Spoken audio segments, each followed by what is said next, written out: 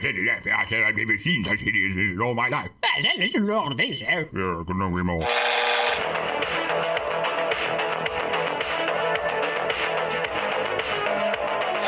Like a furry torpedo to the jugular. This is Honey Badger Radio. Radio with bite.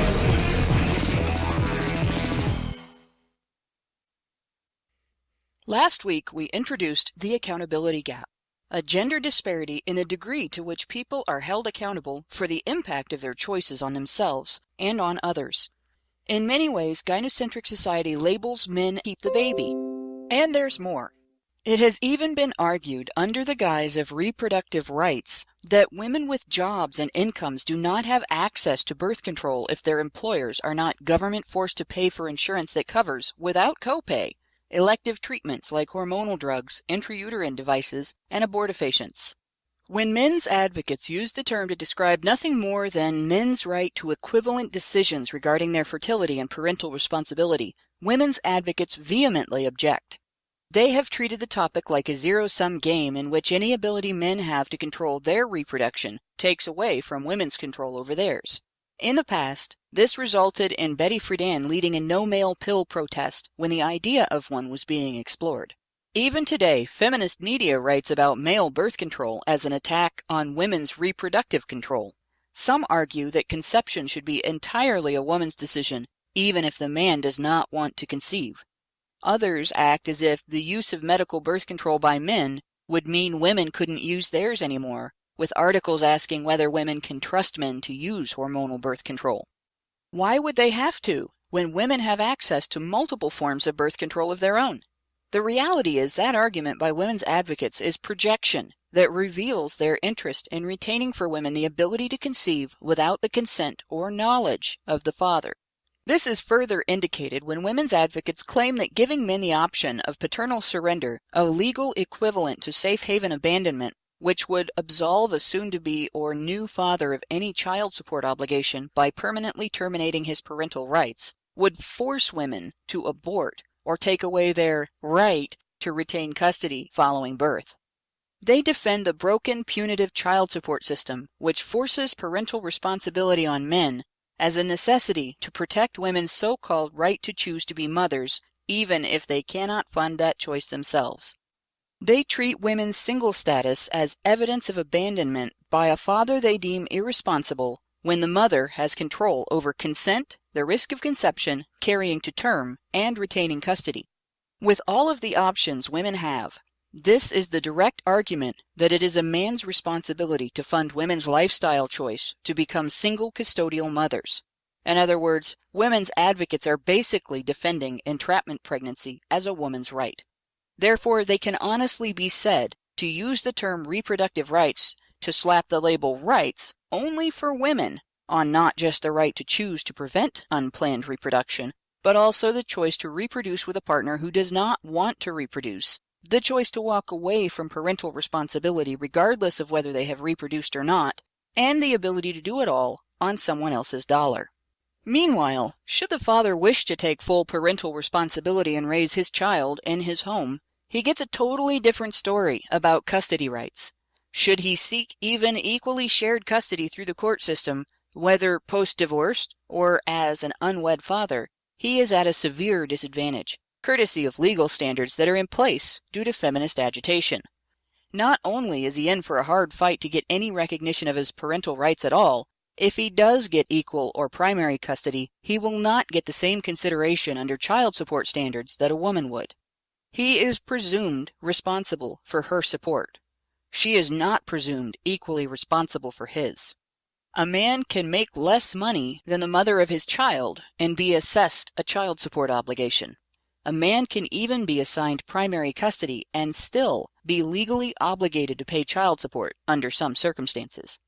Before maternal custody became standard in nations whose legal systems were informed by English common law, the default in divorce was paternal custody. The father was expected to provide for his children and to see to their care without any of the considerations feminists demand for women today. No support payments from the ex-wife, no government-assisted child care, nor financial assistance from a government source, just his own income minus whatever support he was required to give his ex-wife. The flip side of that situation was that men had the legal capacity to alienate their children from their mothers in the same way that many custodial mothers do today. When Carolyn Norton fought to change that in the UK and set a precedent that influenced every country informed by English common law, she likely viewed it from the standpoint of her own terrible experience of parental alienation and did not foresee the pendulum swinging so far in the opposite direction. It did, however, in a big way. Women are now primarily awarded custody, but without the degree of responsibility men faced. Custodial mothers are more often than not entitled to receive child support from non-custodial fathers. In fact, according to an assessment of data from 1995 through 2009 published at dalrock.wordpress.com, mothers receive over 80% of all child support dollars paid in the United States. They've also been assisted with government-funded child care, increased eligibility for welfare programs, initiatives by charitable organizations, and greater flexibility in the workplace. Men have always had to do or obtain for themselves those factors for which women have traditionally received assistance. As a result, there are stark gender-based differences in the circumstances in which single custodial parents raise their children. According to U.S. Census data published in 2011, a higher percentage of single custodial mothers than single custodial fathers become custodial parents as teens, earn low income or are entirely jobless and without enough alternate income to rise above the poverty level, have custody of 4 or more children, and combine joblessness with multiple child custody. On the other hand, a higher percentage of single custodial fathers than single custodial mothers have jobs, earn high income, have enough alternate income to stay above the poverty level without being employed, have custody of only one child, or maintain employment when they do have custody of multiple children. Despite the obvious implications of this information, 85.3% of all custodial single parents are mothers. In 2014, Time.com announced that more millennial mothers are single than married. According to 2016 data from the U.S. Census Bureau, about 4 in 10 children are born to unwed mothers. According to a 2016 survey by the American Sociological Association titled How Couples Meet and Stay Together, 69% of divorce is initiated by women. And of course it is. The stark gender differences and consequences faced when breaking up one's family would both severely limit men's ability to even escape abusive marriages and make it easier for women to give up on a marriage that's merely on the rocks than to work at salvaging it. In fact, there is no accountability for a woman who chooses to break up her marriage regardless of her reasons, as her prospects for custody or property awards in the divorce are also unaffected by most factors, and her ex doesn't even have equally shared parenting rights. Initiatives intended to reform the custody, support, and alimony systems have been effectively prevented by opposition from women's advocates using demonization of men as deadbeats and abusers and accusing them of only wanting time with their children to reduce their obligations to the mother or to torment her. Some articles have made the argument that fathers should not have equal time with their children because time away from their children is painful for mothers. Feminist writers unironically describe this pain without ever considering that fathers experience the same pain or that being separated from their fathers hurts children, as a wealth of research shows, if one's common sense doesn't make that obvious. As a result, numerous times equally shared parenting legislation has failed to pass because of lies and melodrama introduced into the process by feminist organizations. Neither the gender differences in financial solvency nor the wealth of information demonstrating the importance of father involvement in a child's life have affected these outcomes. Mothers are not socially or legally accountable for the impact of these life choices on their children. Fathers, on the other hand, are presumed responsible for not just that impact, but also how their ex-wives feel, should they try to mitigate it through involvement in their children's lives. Or they're held responsible for the circumstances created by their sex partner's choice to become a single custodial mother, all with no recognized right to prevent those circumstances by controlling their own fertility.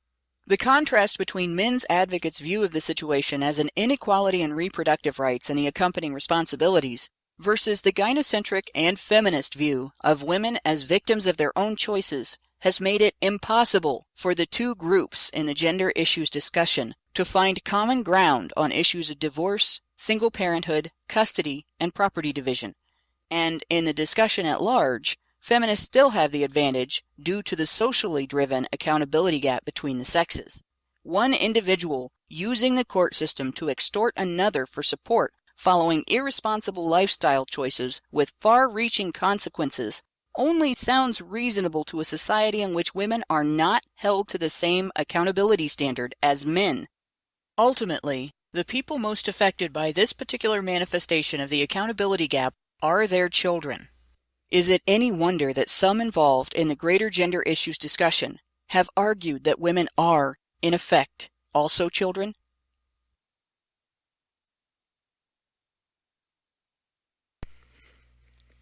Hello and welcome to Technical Difficulties Night at Honey Badger Radio, HBR Talk number 16, Reproductive Rights, the Accountability Gap Personified.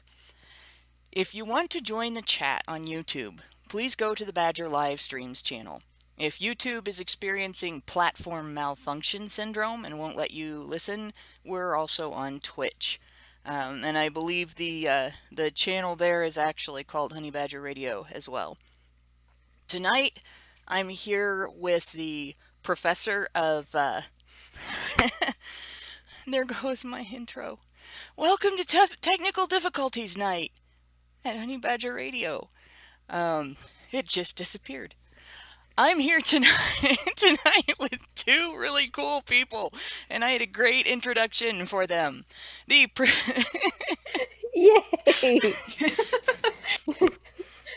Fuck Microsoft and fuck PCs. I'm going back to Macintosh. The technically deficient Reaper. Like it just closed.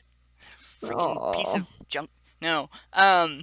So anyway, as I was saying, you guys have no idea. Like right before the show, the computer that I broadcast on decided that it wanted to override all of my settings, and among other things, it decided that I'm not allowed to use an external mic, and since I disabled the internal mic, nobody could hear me. So this was a fun night. So I got it back open again. and I'm here tonight with the professor of perspicacity, Aiden Paladin, and that adorable specter of death, Prim Reaper, to talk about the birds, the bees, and the bullshit. Assume the position, guys, and hold on tight, because we're going in deep. So who wants to get this train started? I guess the one thing I wanted to comment on in the intro was good luck, ladies that say that, oh yeah, it should just be a woman's choice. Yeah, good luck, because this is totally a one-sided endeavor. So have fun getting pregnant by yourselves. Yeah, didn't you know it only takes one to tango? We don't need to. That's not how this works. It was a knock-up fairy! Shit. That's interesting though. In terms of, I've seen that in my personal life, and I also think we're gonna start seeing that more and more. At least I've seen some articles in pop culture sort of stuff that are these women who are 30, 35, 40, and they go all of a sudden, oh shit, why can't I find a husband? Well, did you look at the laws that you've been pushing through for the last, for the 60 years, essentially? It's not surprising. Yeah, it's not in men's best interest. No, not at all.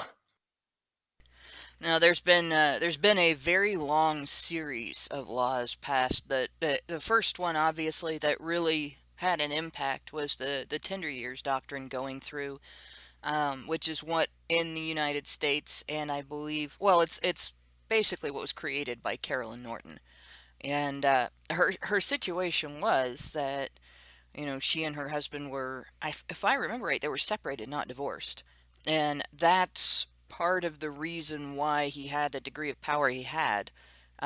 Because there wasn't no-fault divorce, so there had to be fault for a divorce, and if somebody was at fault, then that person basically, was shafted in terms of custody and property anyway. And she had to deal with not being allowed to see her children at all. and to the degree that her son got sick and died, and she didn't get to be there for him when he was sick. So I mean, there are assholes come in all flavors, right? Absolutely. And there are people on definitely. both sides of this. The thing is, it isn't any more right for women to be able to do it to men than it is Oh, for men to no. be able to do it to women. Nobody should be able to do that to another parent. Well, no, and if feminists were indeed seeking the so-called equality they often say they are, they would have noticed that the pendulum was swinging too far in the other way and said, "Whoa, guys, we need to chill out with this stuff." But surprise, surprise, there was silence. Well, it's almost like they're seeking out power rather than equality. Oh, Heard that? almost. Yeah, that's a very good point. And actually, it's kind of there's a super chat that just came through that's very relevant to that. Joey Jojo says, gave us $5, and he says 3 ways I see to solve this: reverse women's sexual liberation, best way; 2, sex bots, easiest way and most realistic; and 3, men become celibate, the hard way. Although I don't think any of those would be by itself effective, because I don't think women's sexual liberation is reversible at this point. And I don't know so much that everybody's going to be able to switch to sex bots, or everybody's going to be able to become celibate. But feminists and other women's advocates have noticed the MGTOW phenomenon. And I hesitate to call it a movement, because those guys can't really agree on anything. And They're all very disparate. They right. have all I mean, different reasons. It's a movement of individual, or a phenomenon of individualism. You can't have quite a unified movement in a situation like that, with the variety of political outlooks and backgrounds that people are going to have. But it's definitely been noticed, and they're scrambling. It scares the shit out of them, because this is a resource to them. Men are a resource to them. Marriage is a resource to them. Childbearing is a resource to them. Otherwise, they would not have set up the child support system the way it was. Look at how they're freaking out about the sex bot stuff. Oh, It's God. so Oh my God.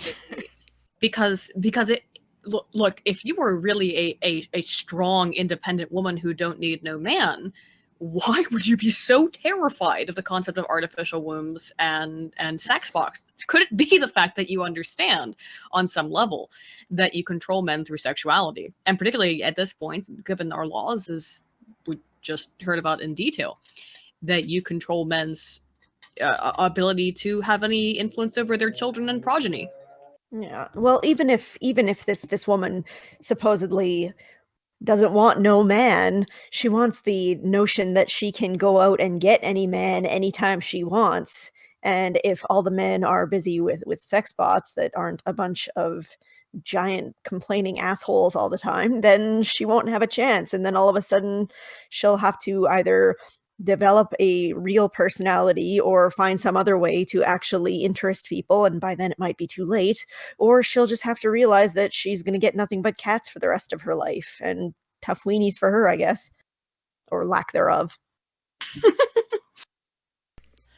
Yeah, this is a situation that it looks like it's going to be a combination of the 3 things that Joey Jojo described there, and some other behaviors that are going to have to happen, some other actions that are going to have to be taken, because not all men are going to be satisfied with celibacy, or going their own way, or sex bots, or any of that. Just like not all women would be able to be satisfied with the lifestyle choices that radical feminists make. Well, you know what? And it's one of those things where if men want to be able to have partners, they're going to have to demand more accountability from women. And there are women who will stand up and meet that standard. There are women who will bitch about it. There are women who will fight tooth and nail. There are women who will work harder to avoid accountability than they will to live up to it. But there are women who will do what it takes to be an adult, so that they can have a partner. And let's look at sorry. You can go ahead. Okay, go ahead. Well, that's basically it. I think part of the issue is though, and then of course, you go sorry, but that's always funny when that happens. It's like, oh, I've got a thing. Part of the issue is that I think this destroys the whole idea of the female ego, truly of self-esteem, because how awful must you feel about yourself to get all of your validation out of this kind of thing? I don't think it's as good for women. I mean, it's not good for anyone in the system. It's easier. Easy doesn't mean good though. And it doesn't, and I mean good on a psychological level, a physiological level, a societal level. This is truly detrimental to every aspect of society. It includes men and women. Women are not made stronger. Women are not made better through this. Here, you can literally do whatever you want. Isn't it? How ironic that you have reduced yourselves down to the power of the pussy, right? As a function of feminism. That's pretty sad. I don't really understand. And I don't even see how it's actually easier, if I'm being honest, because to me, when I see these people freaking out over every little thing that men do, it just makes me feel terrible for the men. And I don't know if that's just because maybe I have more men in my life that I care about than those guys, and they just can't empathize with men, but I don't know. I feel like it should be the more normal thing to be like, hey, those men deserve empathy too. How about you calm your tits and start realizing that it's not all like a zero-sum game between men and women, right? We don't have to take away all of men's rights in order for women to be safe and happy. In fact, doing that too much is definitely going to lead to you not being happy, because a lot of women depend on men in their lives. And that was what I was actually going to say, because based on what Hannah was saying, enough men will get tired of this. And um, if too many women are sitting quietly and letting these crazy third wave feminists speak for them, and they're not standing up and speaking out against it, then more and more people are just going to think, oh, this is the norm. This is acceptable in society. This is how all women are, even though I think that it's still a majority of women that aren't. But, if more women don't stand up and speak out against it, then it's not going to be worth the risk anyway. And then eventually more women are going to wind up being alone as more men decide this is a losing game. This isn't worth the risk. So we're not going to bother. So yeah, that's another thing where men are going to have accountability standards before they will accept a woman as a partner. Women are going to have to push other women to meet those same accountability standards. Part of the reason that needs to happen, I mean, as important as it is to return the world to a status where to a state where men have more respect than they do now, and partnership is feasible again. It's also a matter of lack of accountability among women is an incredibly societally destructive factor. And one of the manifestations of that is the fact this is a generational thing too, that kids raised in a welfare dependent single mother household are like twice as likely, or 50% more likely to not twice as likely, but 50% more likely to become single parents, both sexes to become single parents, to end up on welfare themselves, to end up in trouble with the law, to end up addicted to something, or to end up with other forms of dysfunction. They end up with a significant amount more life-destroying dysfunction in their actions, their behaviors, their patterns, because they were raised in that environment, which means that with every generation of single welfare dependent custodial moms by choice, and we're seeing more and more of this, we're going to get a next generation that's a little bit bigger and a little bit bigger, and this is something that the only way to reverse something like this is to bring back the accountability standards that women lived under when women's restrictions in everything that we were able to do were existed basically to facilitate men's obligations. Now, We don't need to go back to a system of restrictions and obligations wherein men were responsible for women. What we need is for that accountability to take a turn to women being as accountable for themselves as men are for themselves. Instead of having men be accountable for women, basically female society in general needs to grow up.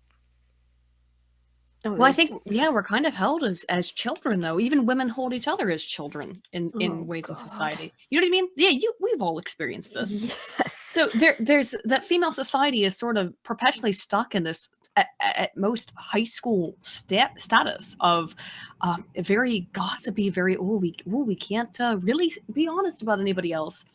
And I think at one point that might have made sense when we had a different society. But it's basically that women have gotten these new powers in society, but generally speaking, as we interact with each other, we have not grown up to rise to the that same level of responsibility we've been handed. So I don't know what to do. I really don't either. I don't have a good option. I mean, what are we supposed to do? How do we keep other women accountable if you say something, you're a sexist, you're so terrible, you're blaming the victim, that kind of stuff. I don't, other than what you guys are doing and what I think all of us are trying to do. I don't know what else is an option. Well, among other things, we do have to fight for that free speech standard as well. That the free speech standard that we've been defending is key to being able to hold people accountable. You can't hold people accountable if you can't criticize them. Right. Yeah. Well, I mean, yeah, like the whole childlike thing, it's true, and you've got so many examples of this now. Like women get drunk. Oh, you know, you're not responsible for your actions, even though if she got behind the wheel of a vehicle, she'd be held pretty responsible for her actions. But anything else, oh no, it's everybody else who's responsible. You just don't worry your pretty little head about it. Or if she gets in a marriage that she doesn't like and she decides she wants to end it, it's like, oh, don't worry, we'll force your ex to keep subsidizing your lifestyle. And you know, that's one thing where I'm like, you know, I'm okay if people really really want to end a marriage they're unhappy in, but you don't get to keep the same standard of living. You don't get to keep the alimony. You don't get to keep living the same life that you were living beforehand. That's just trying to get your cake and eat it too. And Exactly. the funny thing is that so many of them will try and justify it as, oh, you know, like, oh, it's for the children if they have children. But it's Holy like, you know, shit.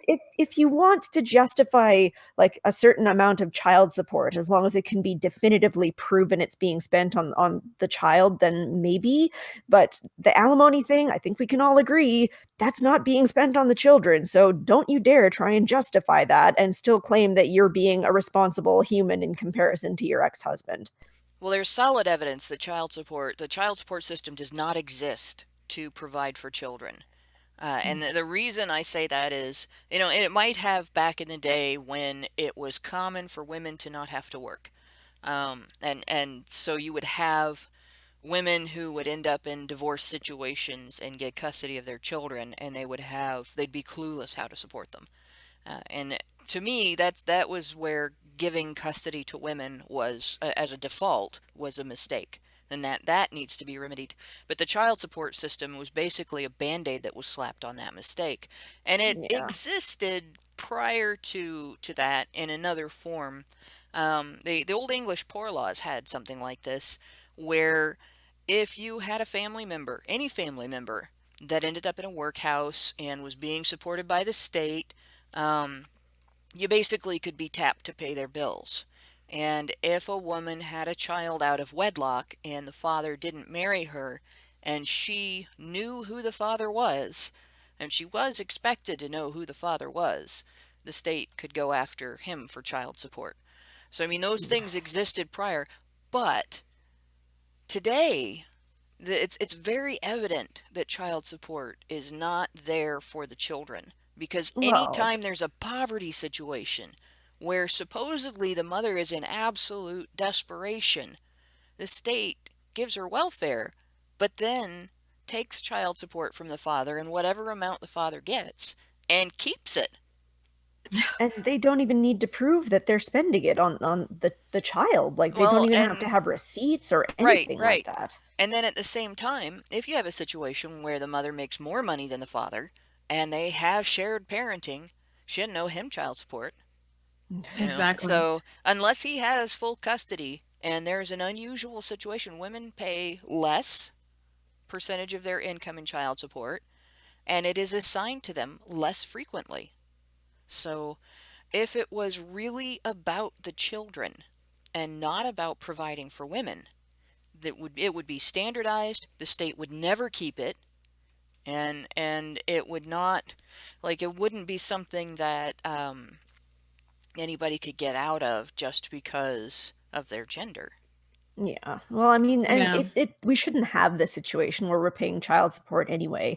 It should be default 50-50 shared parenting because that's what studies have shown to be the best for the children. Well, yeah, outside of obviously, there will always be instances where that's not good. That's true. That's true. So Of course. outside of that, but yes, we know this, and it's what I find bizarre. Yeah, shared parent, it's better for children. If it was about children, we would not have this proclivity and honor towards women. Yeah.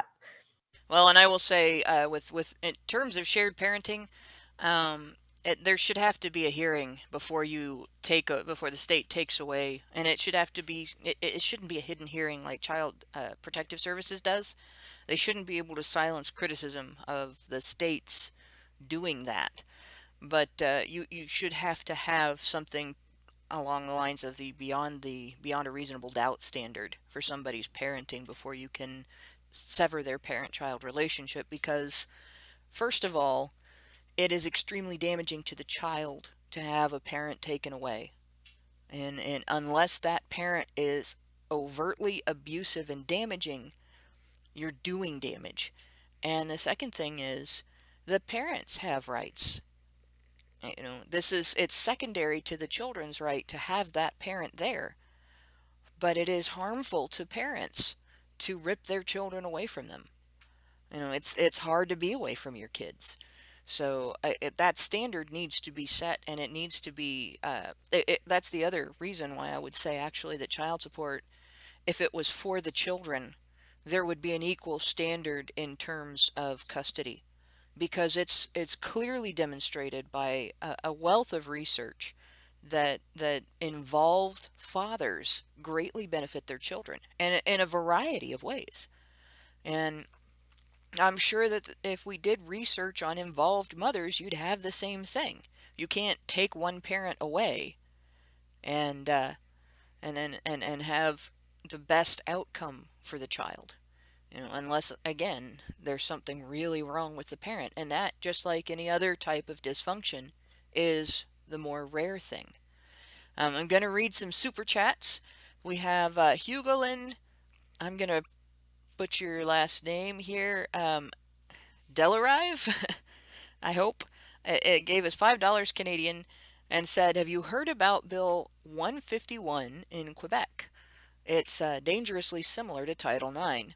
And for everybody in foreign countries to the United States that don't know what Title 9 is or haven't heard all of our news about Title 9, the original function of Title 9 was just to say that universities couldn't use quotas and other policy to discriminate based on gender in terms of who could take what classes, basically access to their academic services. And it got twisted. Oof, has it been bloated? Yeah, yeah. Yes. It got Wow. twisted into this burgeoning protect the women's bill. It started with sports, and they started attacking Olympic sports. There's a lot of men's Olympic sports that have been removed from universities. Gymnastics and wrestling have been targeted out the wazoo. And then in the last few years, they added a bunch of stuff regarding sexual misconduct to it that turned it into essentially a false accuser promotion and protection bill, protection law. So if that's what Bill's 151 and I said it wrong, Quebec. I know the Canadians are gonna jump down my throat for that one. But if that's what Bill 151 in Quebec is, I hope you guys get it defeated, because it has caused a huge amount of damage here in the United States. Psst, nobody cares about Quebec. Well, C-16 went through, didn't it? So this is not looking good. Yeah. So they're probably fucked, honestly, and I'm so sorry, guys, but oof. Well, I guess it's going to be the canary in the coal mine then. But get ready to see a absolute shitload of cases where students are falsely accused, they get railroaded, they get kicked out of school, the university keeps their money, and then they have to sue because they have faced gender discrimination.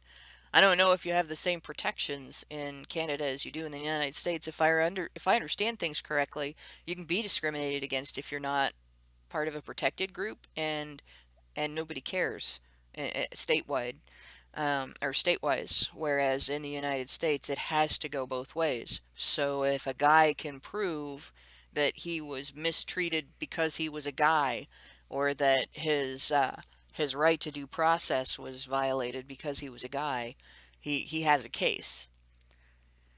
I don't know if that's the same in Canada or not. I don't know. I am not as well versed in that, but I know that Quebec does a lot of things kind of differently than the rest of the country. So I kind of hope that that's just going to stay over there. We'll see. That they can use it as their trial setting for the rest of the country, but with Trudeau still in, I'm not going to hold my breath. So we'll see. Then I would suggest the rest of Canada keep an eye and watch what happens with this, so that if similar bills, and they probably will, crop up across the country, you can use examples of what it has done in Quebec as and what it's done in the United States as your arguments against it. I would also point out, and I guess that makes it sound like San Francisco in the United States, they kind of do their own thing too. But yeah, as far as guys are concerned, if they're looking at university and that is going on there, obviously I would look at different universities in different places. I'd also consider the possibility of carrying a recording device. The always be recording rule. Yes. I would consider the possibility of trade school. As far as getting a degree is concerned, you really want to look at what you're getting out of it. It's not so much the college experience, because feminists have kind of killed the college experience, and snowflakes have kind of killed the college experience. It's not the bastion of intellectual discourse that it used to be. Nope. So my recommendation would be, if you're going to go study on a campus, make sure that you pick a major that is going to get you a lucrative job when you get done. Look at the job market. Don't just, pick something that you like. And guys are usually more likely to be better about that anyway, because they know they're going to have to support themselves when they get out of college, and probably a family too. But the other thing is, look at online. If you have the discipline to do to deal with an online university, or to take online classes from a local university, incorporate that into your studies. It's cheaper, and you're at less risk, and you don't have to deal with the static from all of the politics on campus. And, God, it's so much better. Frankly, at this point, I would highly suggest any men in particular to actively avoid physical campuses because of Title IX, at least in the United States. I can't speak outside of it. But as a instructor and as someone very familiar with academia, avoid it. We can't help you. Like, even someone like myself who's red-pilled, I can't help you. I can't. There's nothing I can do to help you. There's nothing anyone can really do in the university environment. If you come to me and say, it doesn't matter, anything, there's nothing I can do. It's always going to default to the woman in any kind of situation. And I don't blame young men in particular for wanting to avoid women. You should, frankly, particularly in university environments, because the university will always default towards the woman. No matter what the evidence is. Like, she could have raped you. very directly, and it will default towards her. That's how messed up of a situation we are in right now. And she could have raped you and gotten pregnant, and then she gets to charge you, and you have to pay her for that. Yeah. So yeah, it's messed up. Avoid it. Well, and the other thing is, there's- I know that Canada has a different slander law set up than the United States. I know this from shit. I just lost my friend's name in my head. That's terrible. But he gets called Danny Boy, and I can't think of his last name. That's awful. Dan Perrins did a walk for suicide awareness and for awareness of men's rights activists getting slandered. And he actually was wanting to see Canada's slander law enforced. And apparently it's actually a criminal offense to slander someone to a certain degree. If you defame someone in certain ways, it is a criminal offense. And I think among the ways that are included in that is falsely accusing someone of a crime. So if that happens, if that's starting to happen more and more, then maybe it's time for men to start pushing for prosecution under that law as well. Fight back. I think it's gonna be hard. Yeah. It's gonna be so much pushback from feminists because they're going to say it's not you know this obviously. It's going to be it was a emotional crime. Yeah, well, we're going to have to get men and women pushing against this. And it's just going to have to be more than just the small handful of people. Like Aiden was saying, like any one professor can't stand up to like the dean, all of the major higher ups at any given university. And it is a good idea to go offline, not only for like your own personal safety, but because to online universities, because you can work at the same time, hopefully at a non-feminist position there, so you don't also have to worry about HR at the same time. You can earn money while you're doing it. It is cheaper, and you don't have to deal with the kind of bullshit that's happening on university campuses these days. You know, this is basically the kind of thing that's going to happen in order to create a wake-up call for universities. University administrators will notice if their enrollment is down and they are not, basically they're not getting the profits that they want. Mizu, God. They're Mizu going to hasn't notice. responded. They're going to notice if the only money that they're getting is their government support, because they're going to end up at some point. They'll end up on a level where they can't pay their bills without asking for more money from the government. And if their enrollment is down that far and they go to the government for money, the government's going to ask them, why should we fund you if you're not teaching students? Are we going you to know, take bets well, on whether they're going look to at our figure it government. out, or At least in the US. It may take a whole generation doing this. It may take 10 years. It may take 20 years. But this is already happening in the United States. There are smaller universities some smaller universities are closing, going out of business because enrollment is down. Yeah, Particularly as they should be. Good Oberlin, riddance. for example, is so fucked. I remember I was an undergrad, and I went to an undergrad about within a very quick drive from Oberlin. If you don't know anybody in the chat, Oberlin is essentially the East Coast equivalent of, oh shoot, what's that really stupid college in Washington State? It's extremely liberal. We were sent there to look at how, isn't it so exciting? Like, look at how green and eco-friendly they are. Their enrollment is down, and I mentioned Mizu, but like the university in general is not addressing the fact that their enrollment is in the toilet. They've had to, I think, even shut down an entire block of their housing. yeah, that's pretty fucked up. And Yeah. and the state shouldn't be paying for this sort of thing. Why in God's name would you want to use tax dollars to pay for a brainwashing program against the country? Like, that, it just doesn't make sense. Why are more people not standing up against this shit? This is fucked up. Get up to it. You get in big trouble, dude.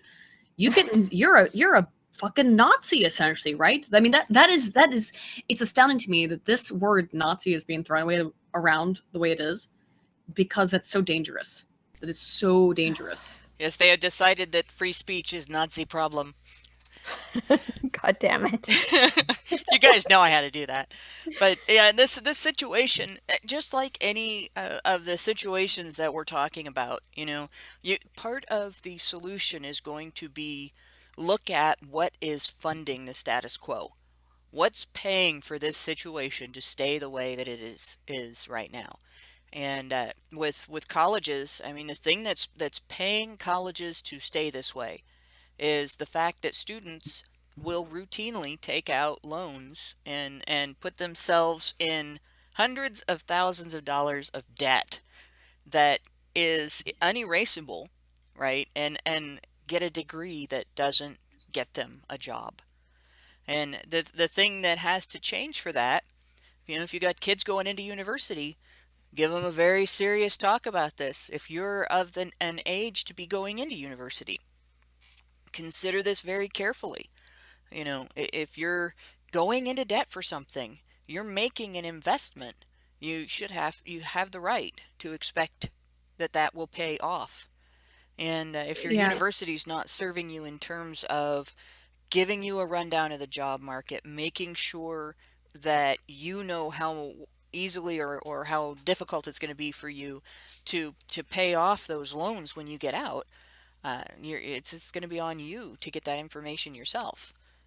This is something that you just can't get around. And if universities have to deal with students demanding a realistic and beneficial outcome for themselves when they get out of college and refusing to just pay for a piece of paper that gives them nothing but status, then they will have to change. Eventually, they There is will no have to status change. left. There is no Yeah. status left. I Well, mean, I like, can agree with that too. yeah. We were told, I think, in our sort of general generational period that, and it continues on to the millennials, that university was necessary. And then it turns out there weren't enough jobs. There just weren't enough. There weren't enough jobs to go around for people, not for people with philosophy degrees and women's studies degrees.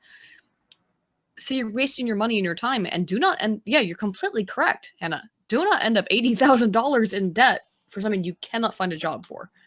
That, and it's happening with a lot of areas. If you're a guy and you're going into massage therapy, research your local job market before you take out any loans. If you're going into physical therapy, if you're going into any area of the arts, any area of entertainment, any area of design, look into the local job market. Find out if you're going to have to move for a job, because your university will tell you, oh yeah, with this degree you can work anywhere. Everybody likes massage therapists. Everybody likes physical therapists. There's worker comp, covered physical therapy clinics everywhere. There's not. Sorry. And the thing is, the local job market and the national job market might be very different from each other as well. So again, this is accountability in and of itself, because it's you being responsible for yourself and you being responsible for your own outcomes. But at the same time, it's holding the university accountable for the environment that it has for you and for the outcome that you're going to get for the money that you invest in university. But we're going to move on from this topic, and we're going to go on to another. We've got a couple more, actually several more super chats. We have Base Trap Kayla gave us $5 and said the dangers of the imaginary patriarchy are leading to radical feminists setting up a very real matriarchy. Fourth wave, welcome to the matriarchy. And I'm seeing that as well. We're getting to the point now where it's almost like all a chick has to do is point the finger and go, "Ah!" Like in Body Snatchers, Invasion of the Body Snatchers, and the crowd converges on the poor guy, and he's taken over. And it is very much a feminist setup matriarchy, because it's basically set up in a situation where there's not only a complete lack of accountability for women and girls, but there's an unmitigated degree of privileges that are labeled rights. Yeah, well, I mean, and even then, like, even people who were you're not even allowed to make a teenage mistake anymore. Like even things from that far back are now being used to get people out of their jobs entirely, like ruin careers. And it's ridiculous. Like there was that one picture of that guy holding his hands over that woman's chest and not even touching her. I'm pretty sure that some of my friends have taken more risque photos than that. It's terrifying to think that something that Oof, I've had a few. lighthearted, that minuscule can entirely ruin your career. It's ridiculous. It shouldn't be allowed. My only take on that is he is of the side that set that standard. I think he might have figured out that the standard was wrong because of his experiences. My ability to feel sorry for him for being held to it is limited by my realization that he's part of the problem. That this standard wouldn't exist if it wasn't being pushed by the regressive left and the over traditionalistic, where they're going beyond tradition and into the imaginary traditions of chivalry and so on. Right. And I just I feel sorry for him, and I think part of his somebody nailed it on one of the news channels the other night. They said, I think he might actually be, because he seemed bewildered when he talked about it. He might actually be a little autistic, and the way he talks, it sounds like he might actually be. But regardless, this is an unfair situation in terms of just that particular incident. I know other incidents have been described with him that are less innocent, but I don't know if any physical proof like that picture has come out. So Yeah, it's a crapshoot. It's possible that he's good enough, he's smart enough, and gosh darn it, people like him. And it's possible that he really is the asshole that these women are portraying him as. But either way, all that stuff is yeah. old, and it is dumb for it to be coming out now. Well, I mean, Christ, we keep going down the path that we're going, and pretty soon we're going to have the Junior Anti-Sex League policing Yeah. men and women not being too close to each other. That's where we're headed. It's The climax unbelievable. police. Yes.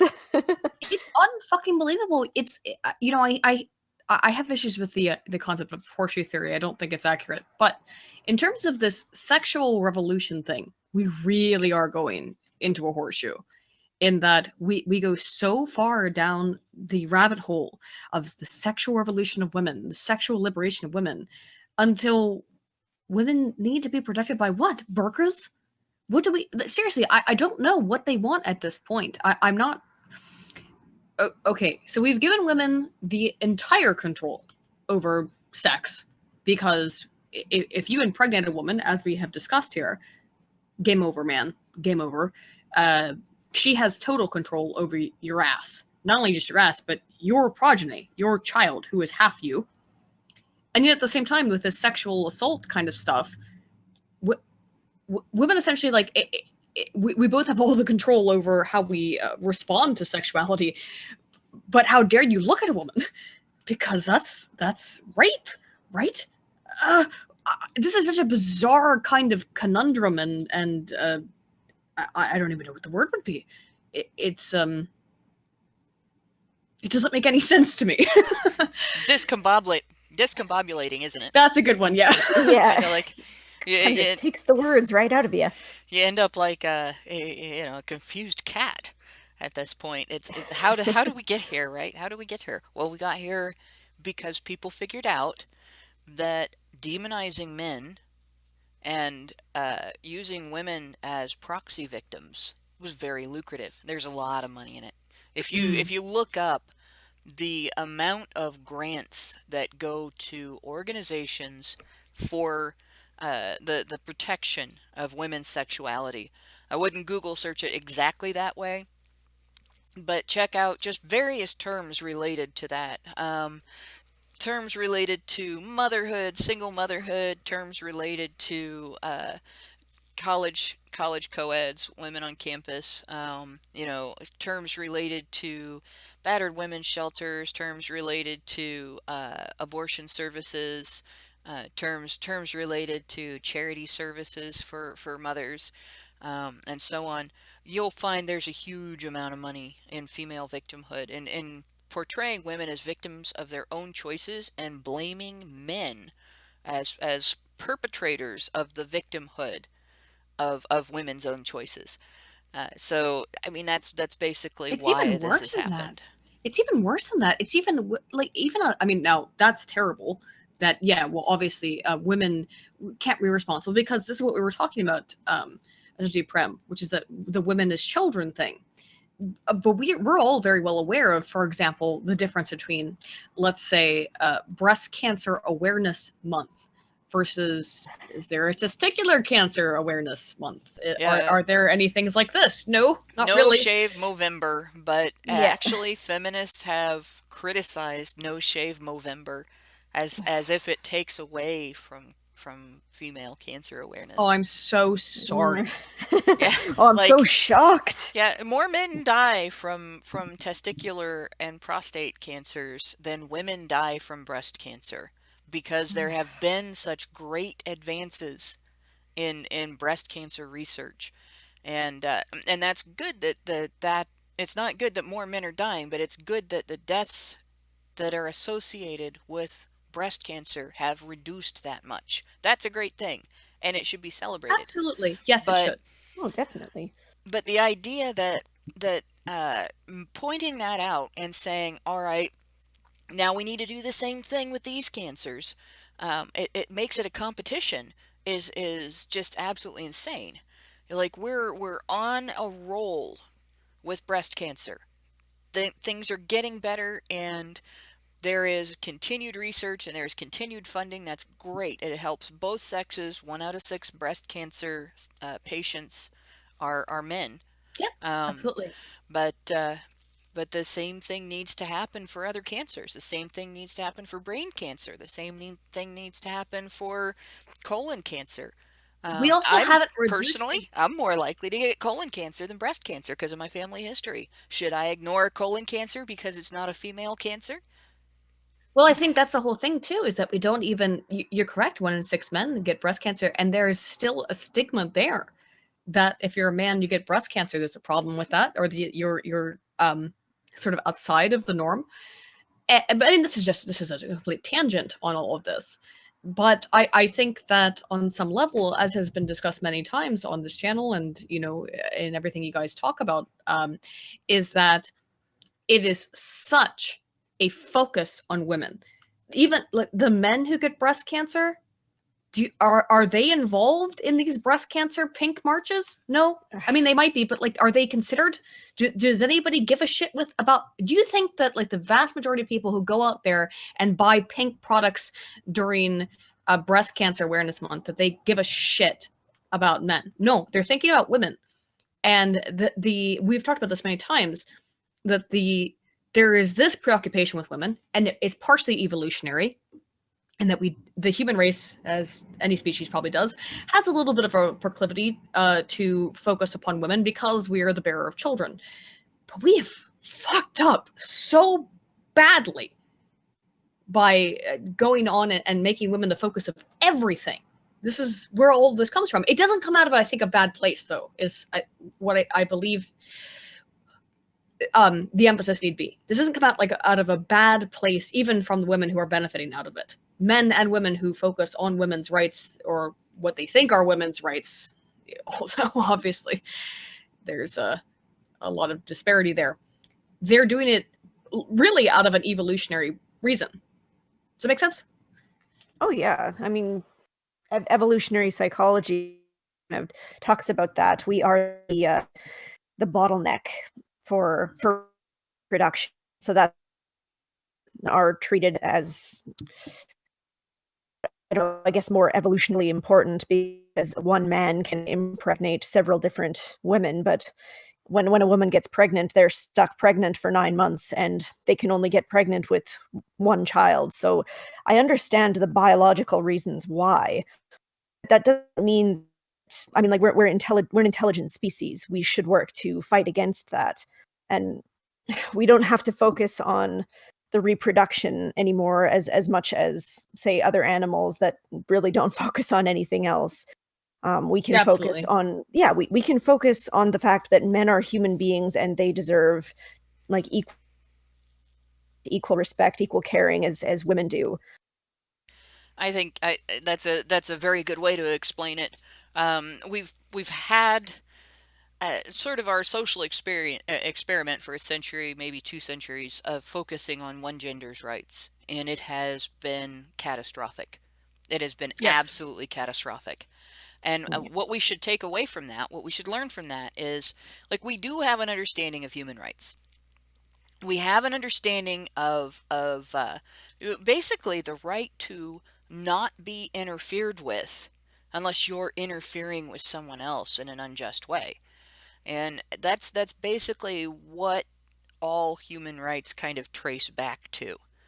And if we're going to protect that, if we're going to protect things like bodily autonomy with laws, we're going to protect things like property rights and so on with laws, and we're going to hold people accountable for their trespasses against other people with laws, all of those things should apply equally, regardless of your sex, regardless of your race, regardless of your background, regardless of your marital status, regardless of your religious beliefs. None of that stuff should change whether or not something is human right, whether or not you are accountable for behavior that infringes on it, whether or not as an adult you have a certain responsibility toward the society you live in. None of that should change those things.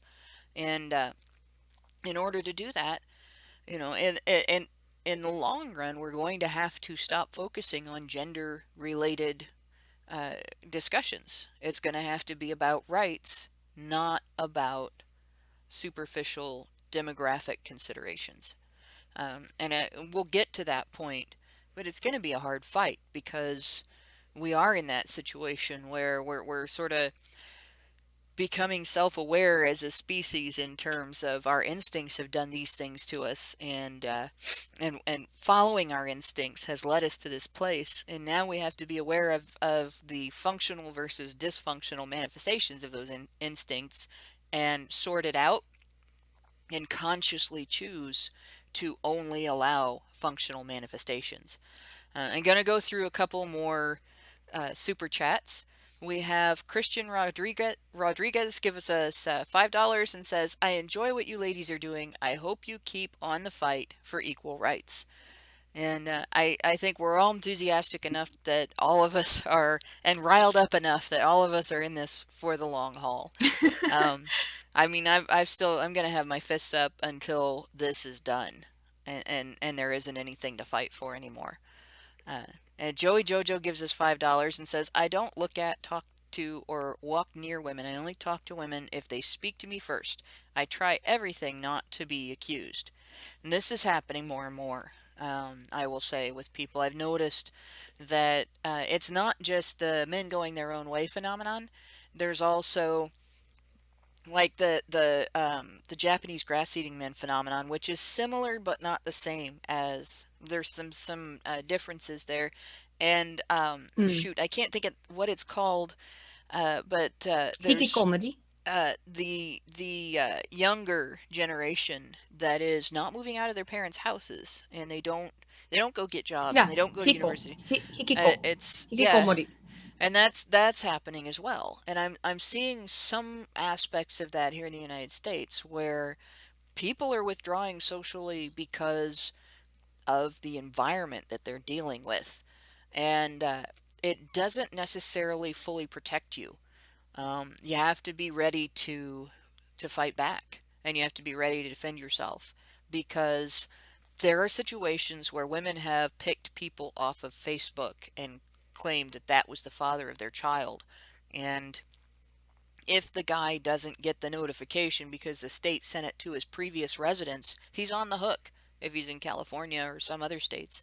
There's been situations where women have picked men off of social media and said, that guy kidnapped me and raped me, and I escaped. And the guy has gone through a horrible ordeal.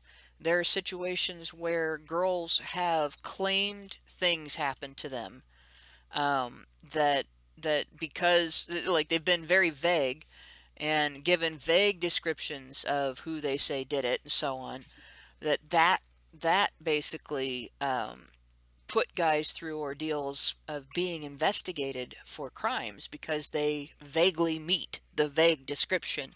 And then the girls have had to come out and say, well, no, I made it up, and they didn't name the guy, so we didn't have any recourse against them. These are things that happen. You can't withdraw from society entirely in the hopes that it'll prevent you from dealing with this stuff. You have to be always be recording, when you're dealing with females. Have to be able to document if you have somebody that you're worried about, accusing you. The guy that I saw through the vexatious litigant situation here in the Dayton area, the 7-year ordeal.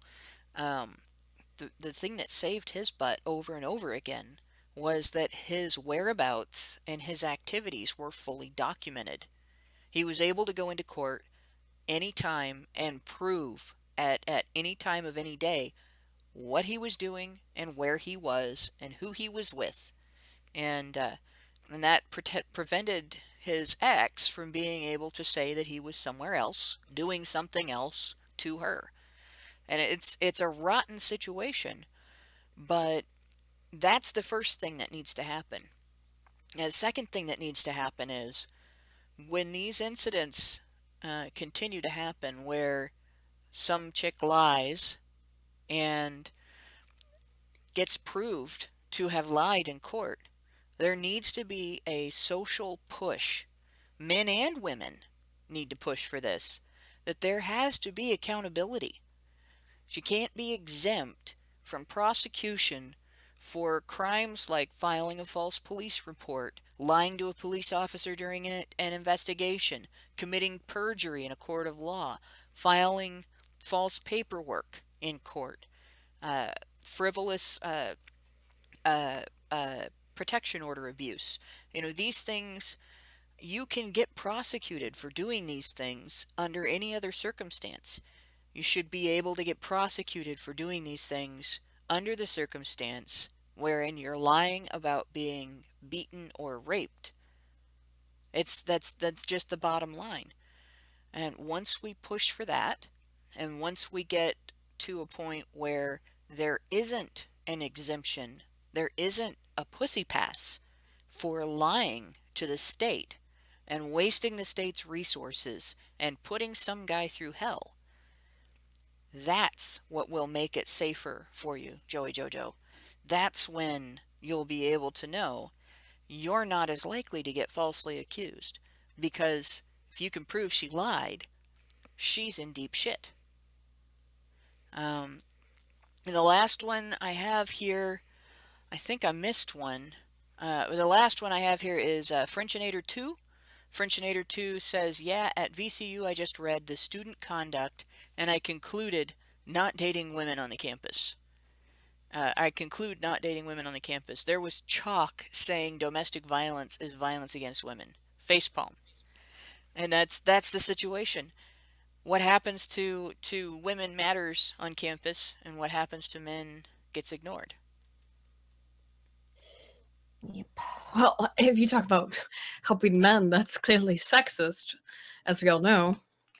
Well, I mean, gosh, we've just got to shut down all of the things for men, because that'll clearly help people to not commit suicide. Oh, no. Oopsie. I think part of the problem is, though, is that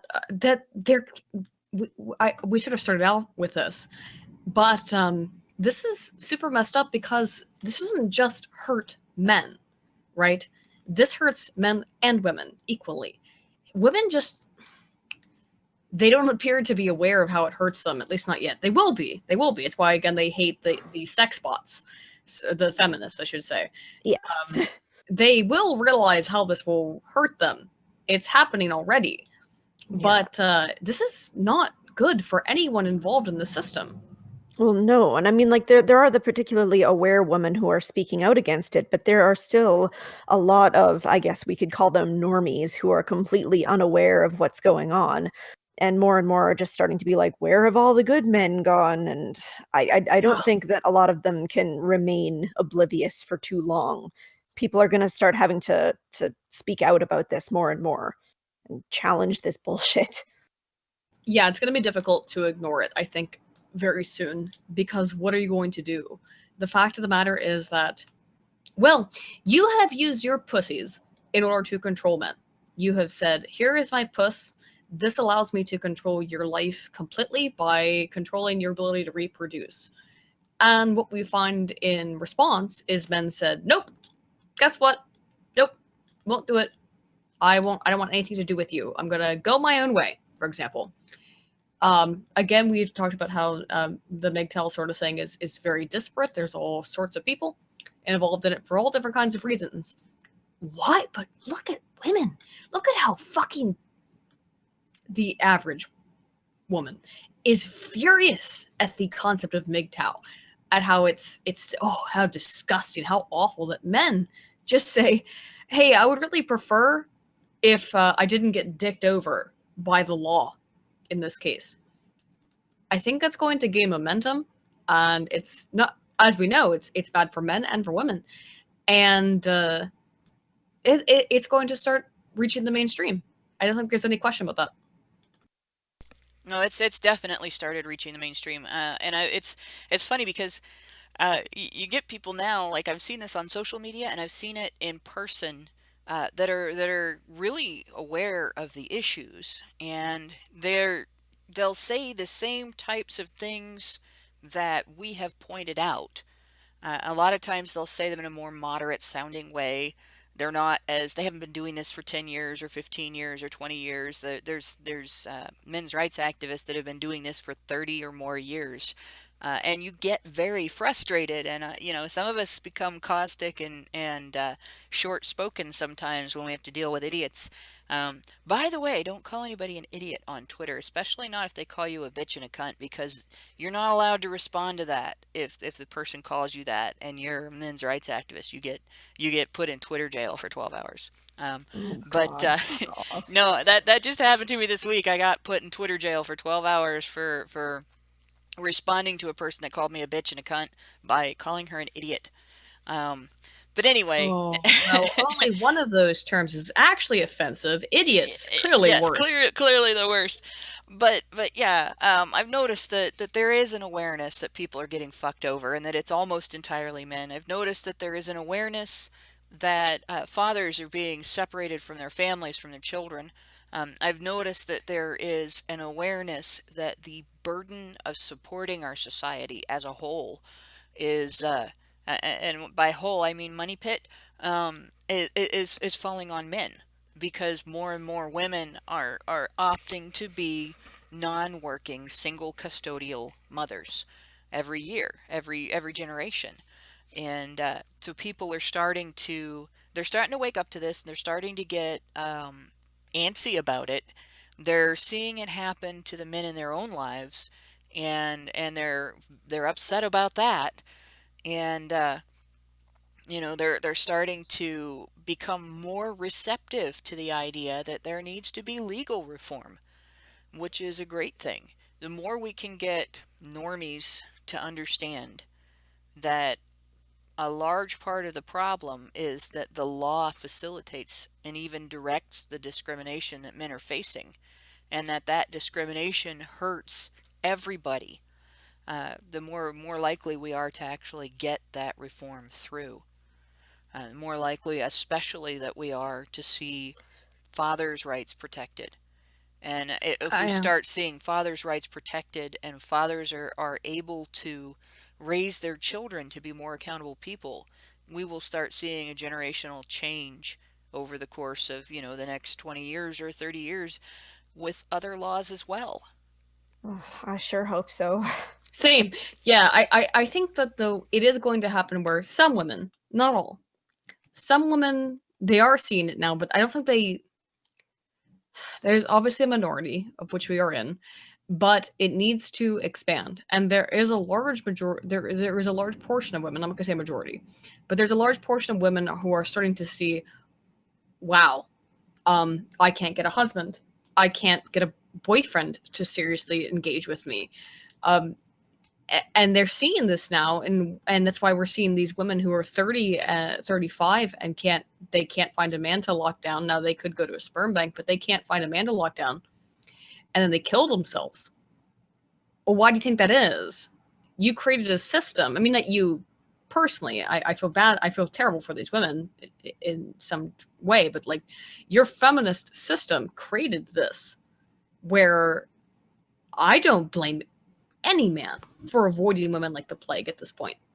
Yeah, you start lumping on enough risks, and eventually everybody's going to be like, no, this is a losing strategy now. I don't know what they thought was going to happen. Like, this should have just been obvious. This was obvious 5 years ago, and it's just been getting worse ever since then.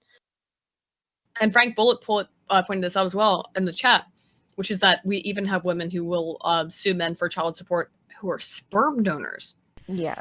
Well, So this is completely screwed. The one news story that I know of on that actually was the state going after a man who did not go through a sperm donor, a sperm bank. It was a lesbian couple wanted to have a baby, and they couldn't go through a sperm bank for that. So they had a friend or a guy that they knew and trusted, basically. Fill in. I heard this. Yes. Jesus Christ. No good deed goes unpunished. They divorced, or separated or whatever, and the one that had custody of the child went on welfare, and then the state went after the father, the biological father, even though he had no involvement in the child's life. So it was a situation where they weren't in a good legal situation for that. I'm not so sure the state would go after someone from a sperm bank, because a lot of times that's protected information. So they'd actually have to go. They'd actually have to go through the process of making that not private information before they could even. The mother doesn't know who the father is in that situation, and the child might not even be able to find out who the father is in that situation. Am I wrong on that, though? That in some instances, though, you do get to kind of pick, but you only know the basic information, right? And thereby, but then they can kind of find out some things over time. And I don't know how bad that's gotten. So this is actually you actually brought up the actual situation I was thinking of, which was the lesbian couple.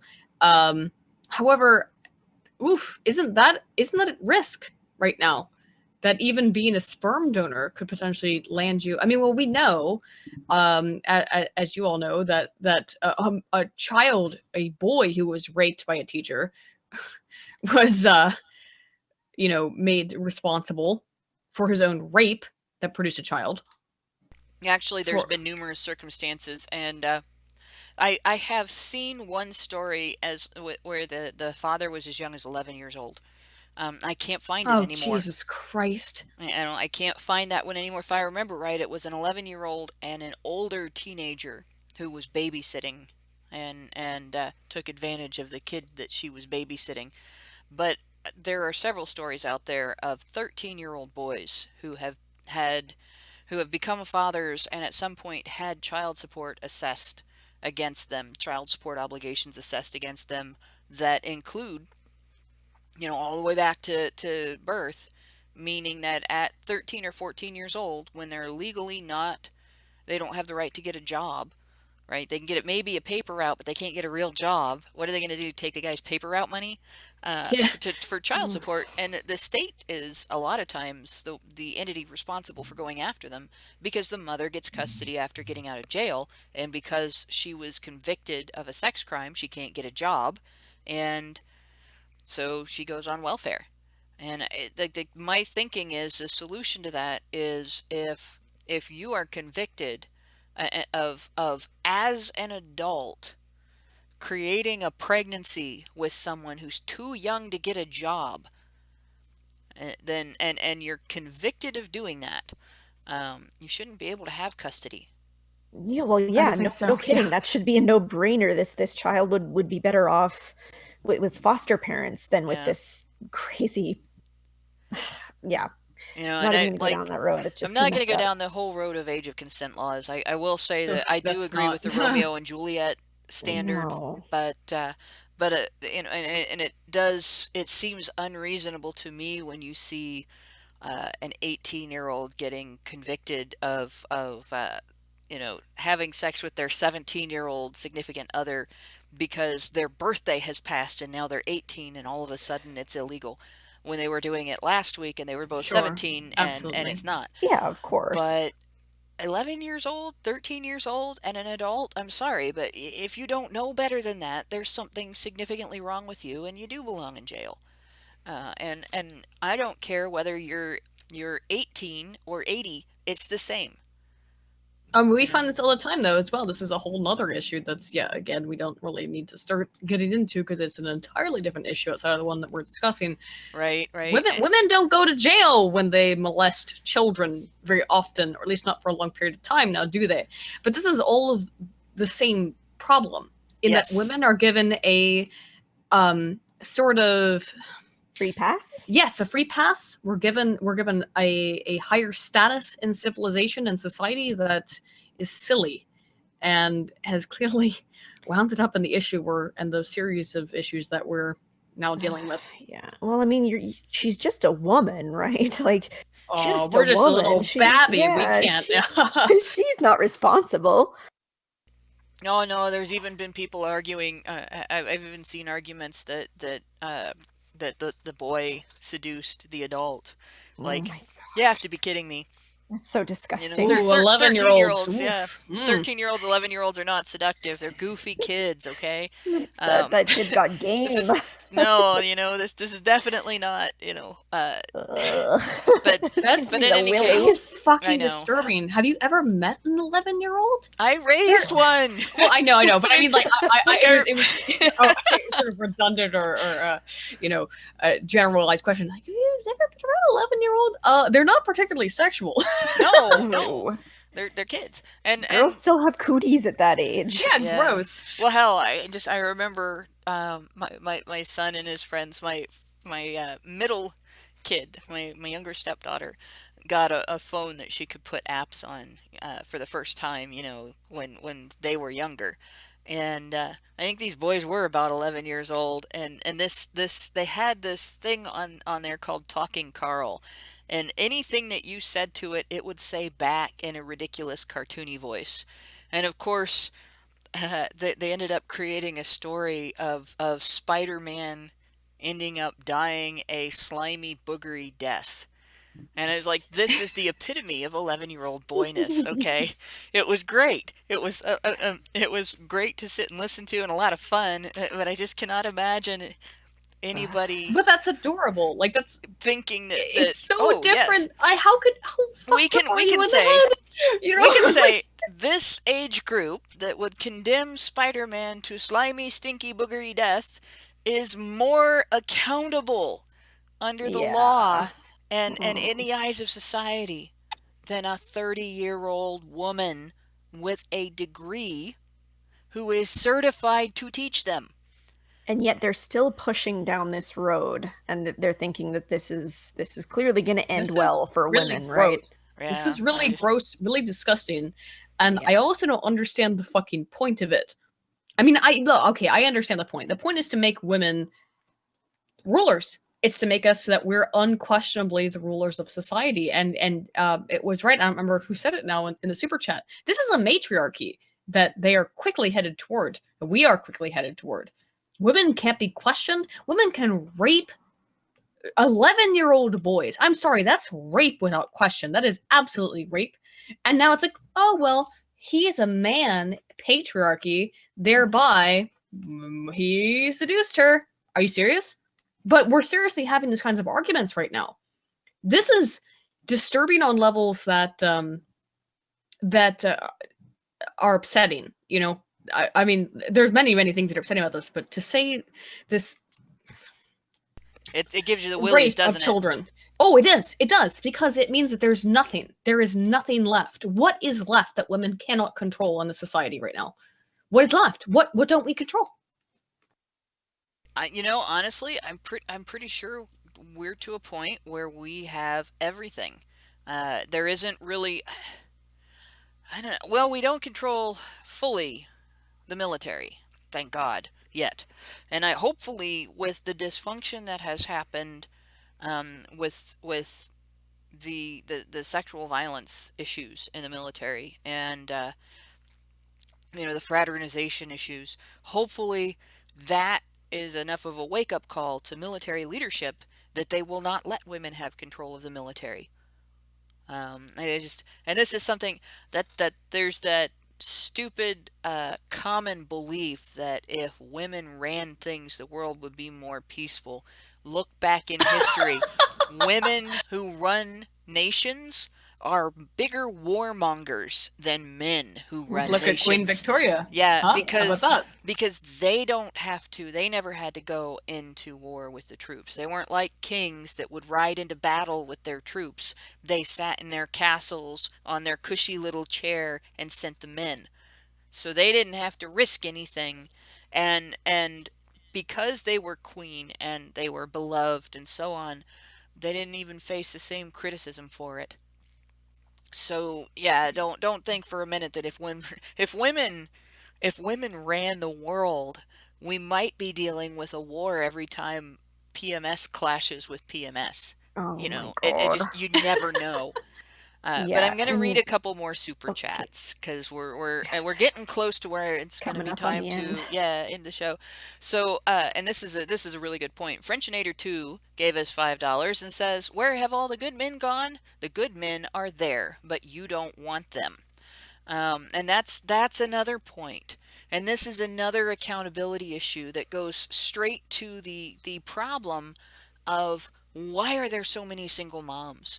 It's because one of the aspects that women have complete control over in terms of reproduction is whether or not the mother chooses to reproduce with a reliable partner.